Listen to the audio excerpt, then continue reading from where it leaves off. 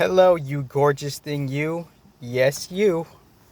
There's a resonance here for why your gorgeous self came to this video for whatever anomaly-like reason you're here to follow up on a deep-rooted pursuance of why you're gorgeous and you forgot.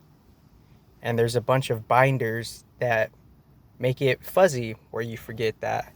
But you made it, gorgeous being. So thank you for entering into this judgment-free zone where your comprehension will be enhanced and crystallized all the more. So this is another off-the-cuff video. And within this off-the-cuff video, I just kind of want to see how we could have a new way to look at these spaces that we're in, these space chambers, these chambers of spaces that we're in. And even though they're spaces of chambers that we're in that are seemingly still and moving simultaneously, and they're a little bit of both within their own, metaphysical recyclage type of mechanism attribute, I want to, off the cuff in this video, just kind of peer into the different ways we could look at the constellations. We could look at the constellations as a byproduct micro aspect of the element, the energy, and the original quote-unquote entity that ultimately influenced it. So we could look at that as a space chamber. One way to look at the constellations is a space chamber.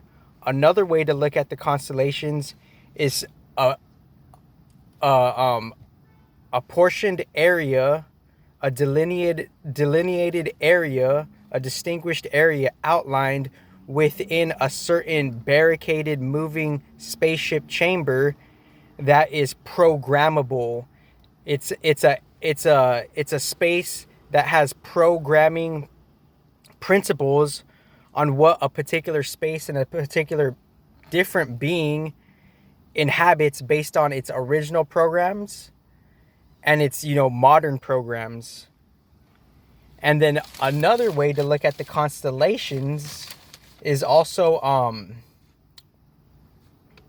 so there was three ways I wanted to look at the constellations: the space itself, how it's a program itself, and how we get imprinted from it. So the imprints that we receive from it, the mundane energies that kind of just like, we're in something like a labyrinth, but we're within our gradual maturity.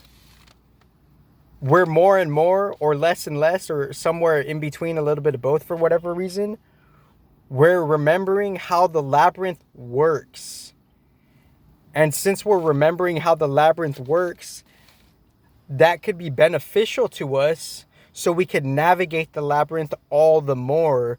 So the different ways to look at the constellations is the energies that we're receiving as imprints,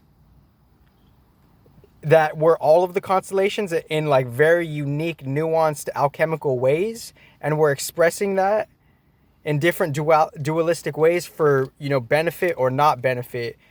On a different standpoint, fixated access, it's a place where it's a place within the seasons of how things travel within things, how orbits travel within orbits, spaces travel within spaces. What is a space, or what is like what is the programming occupation within a certain span of time within a season?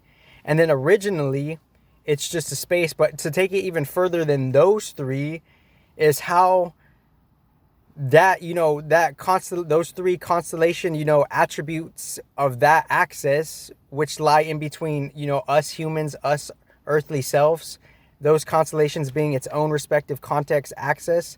Even above that is from that where they come from and a higher octave. Because all the constellations, Aquarius through Capricorn, going through that rung or whatever, and like, or just mentioning just the general 12, we could say that like even aside from the 88 constellations, we could also say all, and even beyond those 88 constellations, we could say that all those specific different constellations and how there's different solar systems connected together, but we're just in a nuanced solar system. They also have a different higher octave macro constellation from how we're engaging and interacting and relating with the middle axis of the constellation. And I also just want to say, like, for example, Aquarius, let's just take Aquarius for example.